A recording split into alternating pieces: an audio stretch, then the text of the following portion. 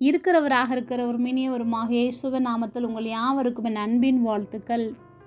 வித்தியாசம் உண்டாகும்படி செய்வேன். யாத்திராமம் 8:23 வசனம். என் ஜனங்களுக்கும் உன் ஜனங்களுக்கும் வித்தியாசம் உண்டாகும்படி செய்வேன். தேவன் மோசேயிடம் எனக்கு ஆராதனை செய்யும்படி ஜனங்களை அனுப்பிவிடு என்ற வார்த்தை பார்வோனிடம் சொல்லும்படியாக அனுப்பினார். அவனோ அவர்களை அனுப்ப மறுத்தபோது வாதைகளினாலே தமது கரத்தின் வல்லமையை அவர்களிடம் காண்பித்தார். பதிலுக்கு பார்வோனின் மந்திரவாதிகளும் 2 காரியங்களை செய்தார்கள். ஆனால் 3வது காரியத்தை அவர்களால் செய்ய இயலவில்லை. இது தேவனுடைய விரல் என்பதை அவர்கள் அறிந்திருந்தார்கள்.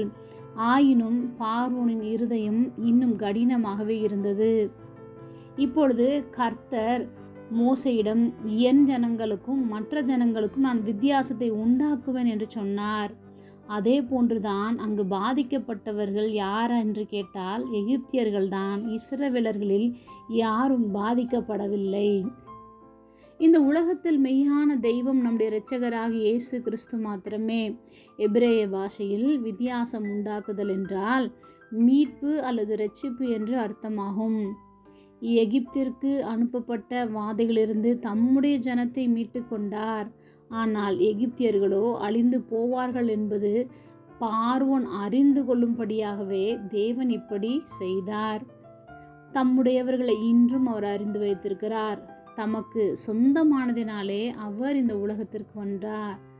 இன்று இந்த உலகத்தார் மத்தியில் நாம் வாழ்ந்து கொண்டிருக்கலாம். நாம் உலகத்தில் இருந்தாலும் நாம் உலகத்தார் அல்ல. தேவனால் அவருக்கென்று வேறு பிரித்து எடுக்கப்பட்டுள்ளோம். அவர் தம்முடைய ஜனங்களுக்கும் மற்றவர்களுக்கும் ஒரு வித்தியாசத்தை உண்டாக்குற தேவனாக இருக்கின்றார். ஜெபம். அன்பின் பரம தகப்பனே, எப்பொழுதும் எங்களோடு கூட இருக்கிறவரே, எங்களுக்கும் மற்ற ஜனங்களுக்கும் எப்பொழுதும் நீர் ஒரு வித்தியாசத்தை உண்டாக்குகிற தேவனாய் இருப்பதற்காக நாங்கள் நன்றி செலுத்துகிறோம். இயேசுவின் நாமத்தில் பிதாவே, ஆமென்.